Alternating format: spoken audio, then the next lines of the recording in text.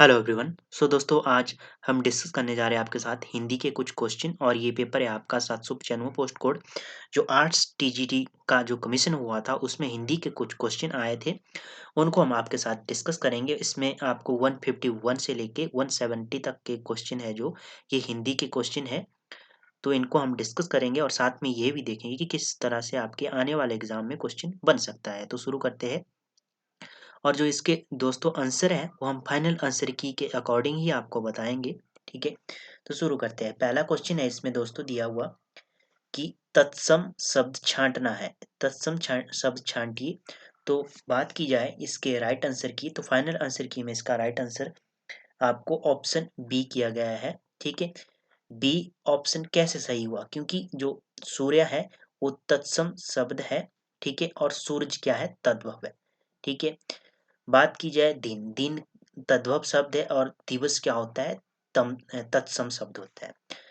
तत्सम शब्द की बात की जाए तो जो शब्द संस्कृत से आए हैं हिंदी में उसी रूप में प्रयुक्त किए जाते हैं उन्हें क्या कहते हैं, तत्सम शब्द कहते हैं। ठीक है, अगला है क्वेश्चन आपके पास, पीठ दिखाना मुहावरे का अर्थ क्या है। फाइनल आंसर की के अकॉर्डिंग अगर बात की जाए तो इसका राइट आंसर ऑप्शन ए युद्ध से भाग जाना। होता क्या है कि जब पीठ दिखाते हैं तो क्या होता है कि पीठ दिखाकर भागना, मतलब कि युद्ध से भाग जाना। ऑप्शन ए सही हो जाएगा आपका। आगे है 153 क्वेश्चन आपका, आ स्वर कैसा है। तो आ स्वर है आपका, ये कैसा स्वर है, इसका राइट आंसर आपका ऑप्शन सी हो जाएगा। ये क्या है, विवृत स्वर है।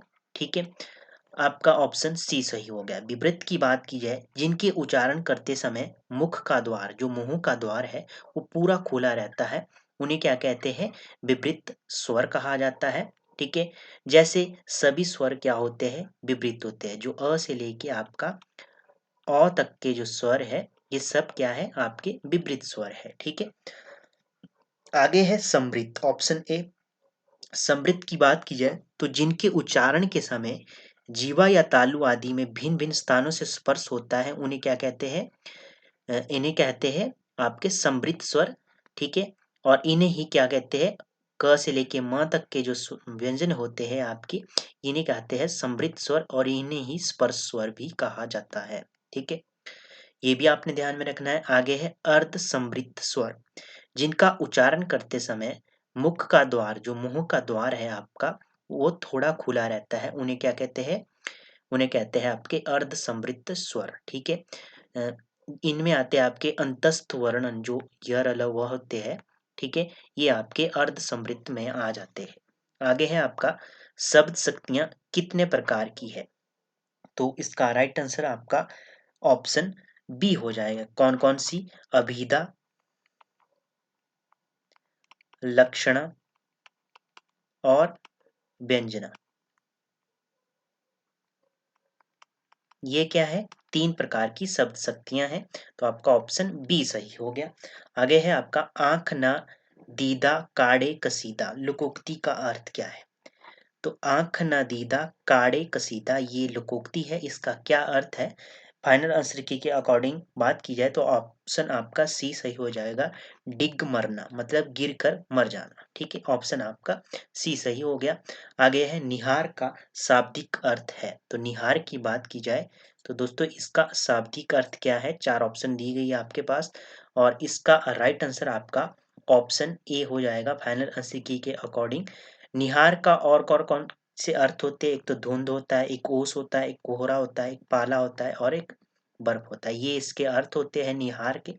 ठीक है, भय समीप की आपको पता है कि नजदीक, कठोर की बात की जाए कि मतलब अधिक शक्तिशाली, भय की बात की जाए तो डरा हुआ। ठीक है, आगे है तटस्थ का विलोम शब्द कौन सा है। तो यदि बात की जाए तटस्थ का जो शुद्ध विलोम शब्द है वो आपका पक्षपात है। ठीक है, परंतु आपका जो इस क्वेश्चन का आंसर है वो आपका फाइनल आंसर की के अकॉर्डिंग ऑप्शन सी सही किया है, पक्षपाती। ठीक है, तरल की बात की जाए तो तरल का विलोम शब्द है ठोस और ध्वंस का विलोम शब्द है निर्माण। निश्चित का विलोम शब्द है कदाचित। ठीक है, ये आपने ध्यान में रखने हैं।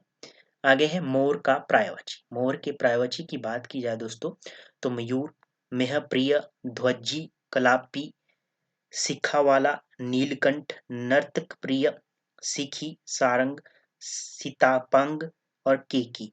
ये क्या है? ये मोर के पर्यायवाची है, तो आपका ऑप्शन बी सही हो जाएगा। ठीक है, ये फाइनल आंसर की के अकॉर्डिंग आपका ऑप्शन बी सही हो जाएगा। बीची की बात की जाए तो बीची की पर्यायवाची है लहर, किरण, तरंग, दीपी। निसंग की बात की जाए तो निसंग के पर्यायवाची है तलवार, खड़ग, तरकस, तिरुण, तृण। ठीक है, केतन की बात की जाए तो इसकी पर्यायवाची है ध्वज, झंडा, पताका, परचम। ठीक है, यह अपने ध्यान में रखने हैं। आगे है तिर्यक चिन्ह कौन सा है? तो तिर्यक की बात की जाए तो इसका राइट आंसर आपका ऑप्शन सी सही हो जाएगा फाइनल आंसर की के अकॉर्डिंग। ठीक है, तिर्यक की बात की जाए तो इस शब्द का प्रयोग इस चिन्ह का प्रयोग कैसे किया जाता है? तो या, यदि या बताना हो आपने, ठीक है, या अथवा। ठीक है, तो आपका ऑप्शन सी सही हो जाएगा। आगे है जिसने ऋण चुका दिया हो, तो इसका क्या अर्थ होगा? सब वाक्यांश के लिए एक शब्द, तो इसका राइट आंसर आपका ऑप्शन ए हो जाएगा, उऋण। ठीक है, उत्तम मरण की बात की जाए तो ऋण देने वाला को कहा जाता है ऋणी। की बात की जाए जिसका ऋण लिया हो उसे ऋणी कहते हैं। निष्प्रिय किसे कहते हैं? जिसमें इच्छा ना हो उसे निष्प्रिय कहते हैं। ठीक है, आगे है क्वेश्चन आपके पास, आजन्म में कौन सा समास है? आजन्म को यदि आप संधि विच्छेद करेंगे इसका, तो आ प्लस जन्म।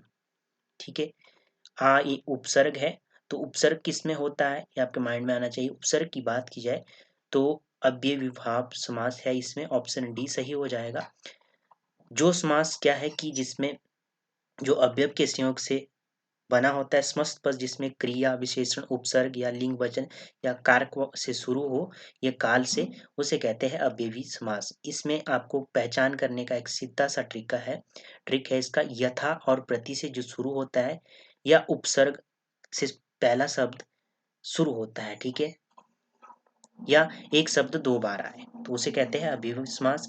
द्वंद की बात की जाए तो ये सभी को पता है, जोड़ा होता है जैसे माता पिता, तो दोनों पद इसमें प्रधान होते हैं। ठीक है, उसके बाद बात की जाए जो आपका अभी समास है, इसमें से आपके एक एग्जाम्पल याद रखना है, आजीवन। आ प्लस जीवन, आ उसमें उपसर्ग है, जीवन क्या है? मूल शब्द। ठीक है, तत्पुरुष की बात की जाए, इसमें कर्ता को छोड़कर सभी प्रकार के कारकों का प्रयोग होता है। ठीक है, इसका दूसरा पद प्रधान होता है। ठीक है, जैसे राजकुमार। ठीक है, राजकुमार में दूसरा प्रधान है, और युद्ध क्षेत्र, क्षेत्र क्या है? प्रधान शब्द है। आगे है मिठास में प्रत्यय है, तो मिठास की बात की जाए 162 का ऑप्शन इसमें बी किया गया है, आस प्रत्यय। परंतु बात की जाए तो इसका दोस्तों सही जो प्रत्यय है वो स प्रत्यय है, क्योंकि मीठा क्या है? मूल शब्द है आपका। ठीक है, और स क्या है? इसमें प्रत्यय है, प्रत्यय बाद में लगते हैं, तो फाइनल आंसर की के अकॉर्डिंग ऑप्शन बी सही है, और परंतु मेरे अकॉर्डिंग ऑप्शन ए सही है। जो हमने इसमें खोज की तो ऑप्शन ए सही आपको लगता है।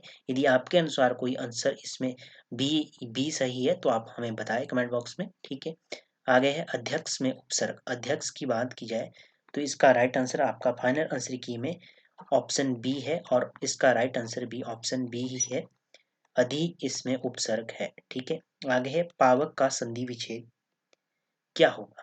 तो संधि विच्छेद की बात की जाए, पावक स्वर संधि है। ठीक है, इसमें और स्वर संधि का कौन सा उदाहरण है? ये आयादी संधि का है। ठीक है, स्वर संधि का भेद है आयादी, उसका ये उदाहरण है।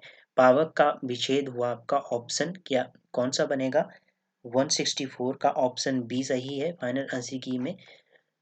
इसमें क्या होता है? अयादी में ओ का अब बन जाता है और अ का आप बन जाता है, जैसे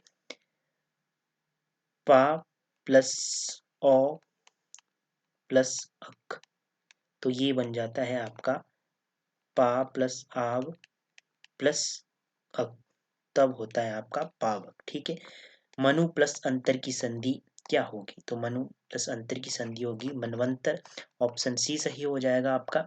ठीक है, आगे है शुद्ध शब्द कौन सा है? शुद्ध शब्द की बात की जाए, काफी बार एग्जाम में पूछा जाता है। ऑप्शन इसमें सी सही हो जाएगा।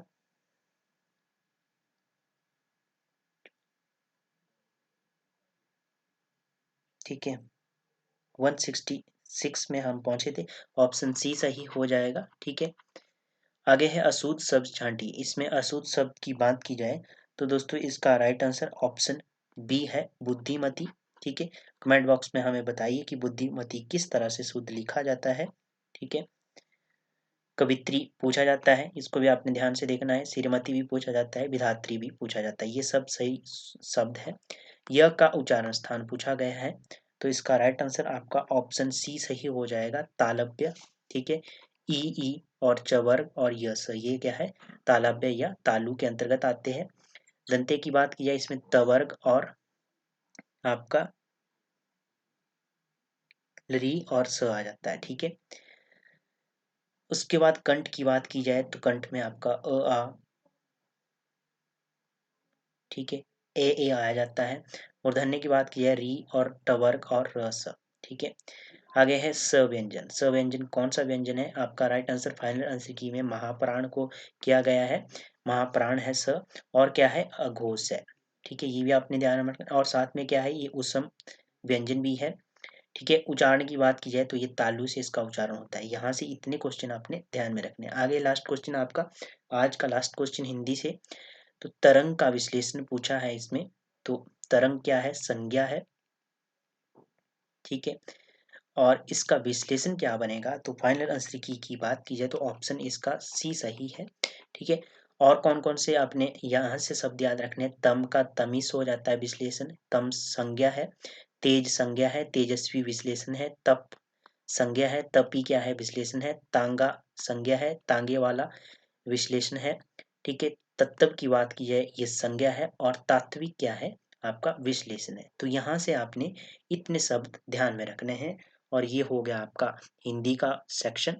ठीक है, अगर आपको सेशन अच्छा लगा हो, ठीक है, या हमारा ये प्रयास आपको हेल्पफुल लगा हो, तो आप हमें कमेंट बॉक्स में जरूर अपना सुझाव दें। बाकी मिलते हैं नेक्स्ट सेशन में, तब तक के लिए जय हिंद, जय भारत।